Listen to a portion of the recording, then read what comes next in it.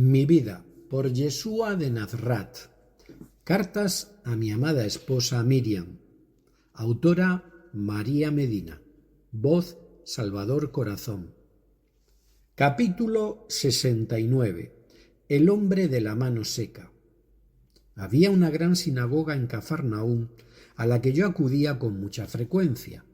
Todos los días Sabbat el pueblo se reunía para escuchar a los rabinos. Nosotros llevábamos ya mucho tiempo viviendo allí y a la gente le gustaba mucho ir a escuchar estas lecturas cuando me correspondía leer. Siempre eran bastante diferentes, no las lecturas, porque siempre los rabinos nos ajustábamos a la escritura, sino las interpretaciones de las enseñanzas.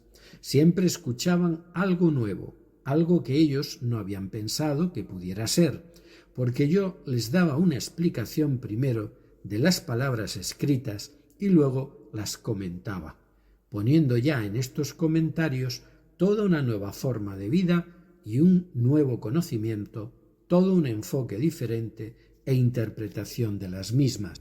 La sinagoga siempre estaba llena. Venían también otros rabinos a leer y a enseñar Torá, algunos más populares que otros.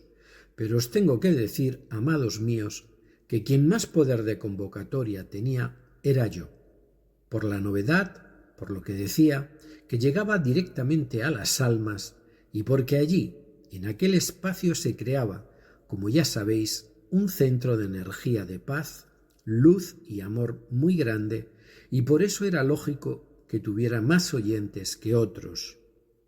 Uno de los días en los que me disponía a leer nuestros libros sagrados, entró en la sinagoga a escuchar la palabra un hombre con una discapacidad.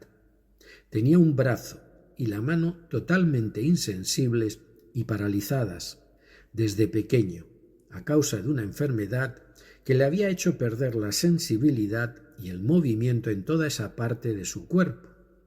Por temor y debido a la superstición que abundaba en aquel tiempo, lo llevaba siempre oculto bajo su manto, para evitar miradas.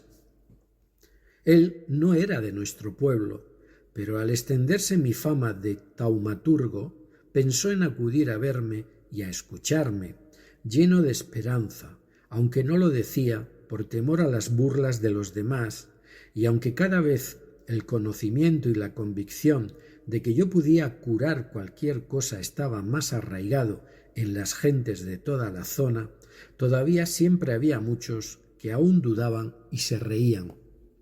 Ese día estaba allí, esperando oír la lectura. Estaban presentes también en la sinagoga el mismo grupo de fariseos que nos habían acusado días antes por el camino, cuando permití que mis amigos cogieran el trigo que se encontraba junto a la orilla del campo y lo comieran. En sus mentes ya se había forjado la idea de desacreditarme y su más firme intención era dejarme en ridículo y convencer a los que me escuchaban de que era un farsante, porque sus relaciones conmigo ya se habían convertido casi siempre en un enfrentamiento dialectal. Esto a veces me producía cansancio, aunque siempre iba dispuesto a responder y a rebatir sus muchos errores en estas batallas que me presentaban. Todo lo rebatían, todo lo ponían en tela de juicio, y siempre perdían sus batallas, porque yo les derrotaba con la ley en la mano y aludiendo siempre a todo lo escrito, porque muchas de sus interpretaciones eran erróneas. Mi conocimiento del Tanaj era muy profundo y lo que a ellos más les sorprendía era que no tenía necesidad de recurrir a leer nada, porque de forma natural todo estaba en mi memoria y para cada situación, para cada pequeño aspecto, siempre les respondía citando algún pasaje o instrucción contenidos en nuestros libros sagrados.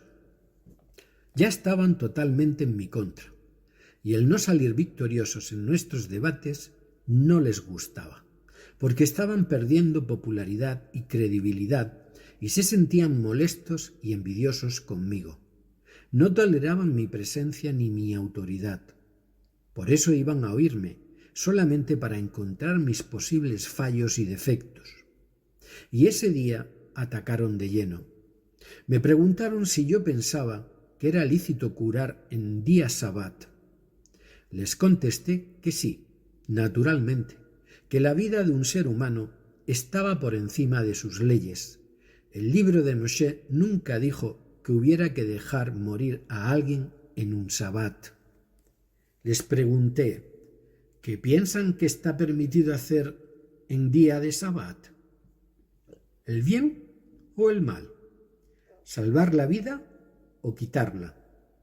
Entonces, si yo hago un bien para este hombre, ¿sería lícito?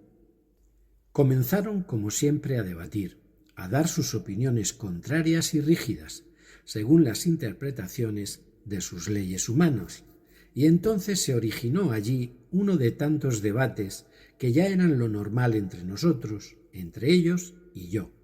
Les puse como ejemplo que si uno de ellos poseía un rebaño y una oveja se iba a despeñar por un barranco o caer en un pozo, aunque el día fuese sabbat, ¿no la iban a rescatar para impedir que se matara?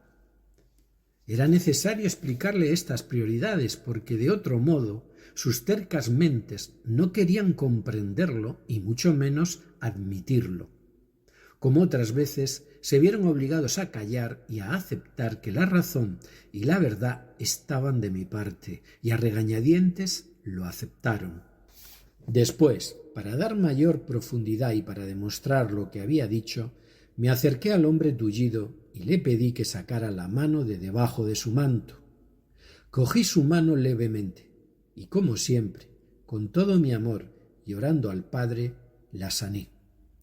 El riego nervioso y el color y la flexibilidad volvieron a su brazo. El pobre hombre no daba crédito y lloraba emocionado. Se abrazó a mí feliz, entre incrédulo y agradecido, porque la mayoría de las veces los enfermos sanados tenían que asimilar lo que les había sucedido. Siempre se producían alteraciones emocionales y entusiasmo alrededor mío cuando se obraba algún milagro de esta o cualquier otra especie. El grupo de fariseos salió inmediatamente de la sinagoga, furiosos y humillados, y se reunieron para deliberar entre ellos lo que iban a hacer para desprestigiarme. Ya no pudieron tolerar ni sufrir más humillaciones hacia ellos, hacia el estatus de doctores de la ley, infalibles, que habían tenido hasta entonces. Todavía, esta conspiración de los fariseos no salió de la Galilea, sino que hubo de pasar mucho tiempo más para que llegara a oídos de los dirigentes espirituales, los doctores de la ley y los sacerdotes de Jerusalén, porque aquellos hombres comenzaron desde entonces a ponerlo en conocimiento de sus gobernantes y a pedirles consejo y ayuda para saber lo que debían hacer y cómo ridiculizar al rabí de Cafarnaúm. Este hecho produjo una gran conmoción, no solo en Cafarnaúm, sino en todos los pueblos y aldeas de los alrededores, y aunque yo les decía siempre que no lo fueran comentando después a nadie, era imposible parar aquel río caudaloso de popularidad y de entusiasmo. En esta ocasión, tanto el hombre sanado como sus amigos y familiares, como todos los que lo habían presenciado, se apresuraron a contarlo y a esparcir la noticia por todas partes. Hasta los fariseos también lo hicieron, no para admirarme, sino por odio y envidia, para intentar ya de cualquier manera terminar con aquello, con aquel movimiento de masas que se estaba produciendo de manera imparable. Y por esto de nuevo tuve que embarcar con algunos de vosotros para alejarme un poco de allí, para poder descansar un día al menos, y la mejor manera de desaparecer era subir en alguna de las muchas barcas que tanto Zebadya como Simón tenían, y navegar hacia la orilla opuesta e incluso quedarnos por el centro del lago, porque era la única forma de estar en paz y en tranquilidad. Me olían, queridos míos, sí, así os lo digo. Parecía que en cuanto yo estaba de nuevo en nuestro pueblo, algo se producía, pero acudían en masa. Mi poder de convocatoria era tremendo, y su necesidad también lo era. Hubo días en los que tenía que hablarles desde la barca, porque estando allí les era más difícil acercarse, y aun así también lo hacían, porque sus almas estaban sedientas de luz, y la que se generaba allí ya sabéis que era inmensa. Con todo mi amor, Yeshua.